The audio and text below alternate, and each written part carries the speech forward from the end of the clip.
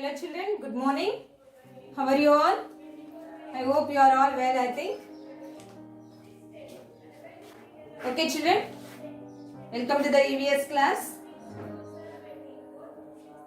Today I am going to teach uses of plants in the lesson Plant Life. In the previous class, I taught the plant means the structure of a plant and parts of the plant, and in that leaf prepares food by using carbon dioxide, water in the presence of sunlight and chlorophyll. It is called as a photosynthesis, and leaf prepares food, so it is called as a food factory of the plant. To prepare food, leaves must have chlorophyll. Yes children. So some plants without leaves they prepare food, means they take the help of, means that they prepare food through their stems. Yes children. So about this I taught in the previous class. Today I am going to teach about the uses of plants. Okay children. So here plants are the main source of food for man and animals. Yes children, means we means human beings and animals depend on plants for their food. Yes children. So what do we get from plants? We get carbohydrates, proteins, fats, vitamins and minerals from plants. Okay children, so we eat most of the food we eat that belongs to the grass family. What are that? Wheat, maize, rice. These are called cereals. Okay children, wheat we use to make bread and chapati, and rice is cooked and eaten whole, means that total rice we boil and we eat that food. Yes children. And sugar and jaggery are made from the stem of sugarcane. Grasses are used as a food for herbivorous animals. Herbivorous animals means they depend on plants for their food. That are herbivorous animals. So grasses are used as food for herbivorous animals. Examples: cow, goat, sheep, horses. Okay children. And grasses are used to make paper. Grass, bamboo and leaves are used to make huts and shades, mats and baskets. Okay children. Next, oils. We get different oils from the seeds of different plants.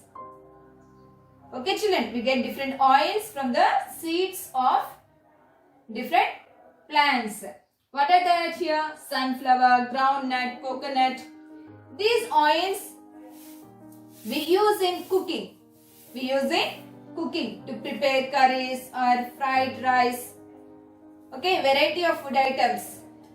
To make variety of food items, we use these oils. Yes, Nana? But here coconut, we don't use in cooking. But Kerala people, they use coconut oil in cooking. Okay children, to make curries or other dishes, they use coconut oil. Okay children. Next, oils, oil of clove, camphor, eucalyptus are used to make medicines. And oils of rose, jasmine and sandalwood are used in making perfumes. Okay children. And next, coconut, olive oils are used in manufacturing soaps. Next, spices. Next, spices. Cloves, cardamom, cinnamon, chilies, turmeric, pepper. These are called spices. These are called spices. Excellent. See, clove means lavanga, cardamom means ilachi, cinnamon means dalchini. Okay, these are the other names to these spices. Okay, chilies, turmeric, pepper. So these are all spices. These spices also we get from plants. These spices give good flavor and taste to the food. Okay, children, we add these spices to our food items. Yes, Nana, to curries. So this gives good flavor to the curries and it gives good taste to that food item. Okay, children. Next, beverages. Tea, coffee, cocoa. Means beverages means paniyalu. Okay, tea, coffee, cocoa. These are called beverages. Okay, these also we get from the plants. Next, fibers. Cotton fiber, jute fiber, hemp fiber, flax fiber, coir fiber. Cotton fiber we get from the cotton plants. That cotton fiber is used to make cotton cloths. Okay, children? Jute means janapanara. Hemp means gongura. Okay? Flax means avicello. Coir means coconut fiber. Okay, children. So these fibers are used to make bags, robes, twins, carpets. Twins means tailors use threads to stitch the clothes. Okay, children. So that are the twins. Carpets. You know, during functions, we cover the floor with the thick fabric, thick cloth. Yes, children. So that is the carpet. Next, medicines. Eucalyptus, neem, aloe vera, cinchona. These plants give us medicines and bacteria also used to make medicines. Okay, children? And we get ink, dyes, rubber, gum. Dyes means colors. So these also we get from the plants. Okay, children, so these are the uses of plants.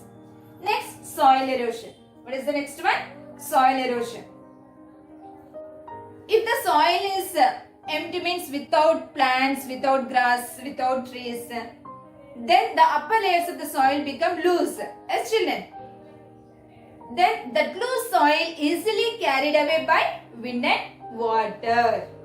That is called as the soil erosion. So what is soil erosion? The upper layers of soil easily carried away by wind and water. Okay, children, that is called as a soil erosion. Due to soil erosion, it loses its nutrients and its fertility. Its fertility means that soil, that place is not suitable to grow the crops. So it becomes hard. Okay, children, it becomes hard. So that place is not enough, not suitable to grow the crops. So how can we prevent the soil erosion? We can prevent the soil erosion by growing the plants, trees or grass plants in the empty place. Okay, children? Next one, interdependence between plants and animals. So here, see, we depend on plants for food and for oxygen. As children, we depend on plants for food and oxygen. Plants depend on us for carbon dioxide to prepare food. Okay, children, you see here, these are plants and animals. Okay, animals depend on plants for oxygen and food. We need oxygen to breathe in and to release energy. As children, so we need food. We need food and oxygen that we get from plants. So we depend on plants for oxygen and food. And plants depend on animals for carbon dioxide. Plants depend on animals for carbon dioxide to prepare food. So like this, both plants and animals depend on each other. Okay children? Next, balance in nature. Balance in nature. Survival of plants and animals depend on their number. Depend on their number. Means the plants and animals must be in equal. Okay children, means here see, example, these are plants and here animals. Okay, here more number of plants are there. More number of plants are there and less number of animals are there. Then plant will not get sufficient carbon dioxide to prepare food. Did you understand children? Means animals are less. If there are less number of animals, they release only little amount of carbon dioxide. Yes children?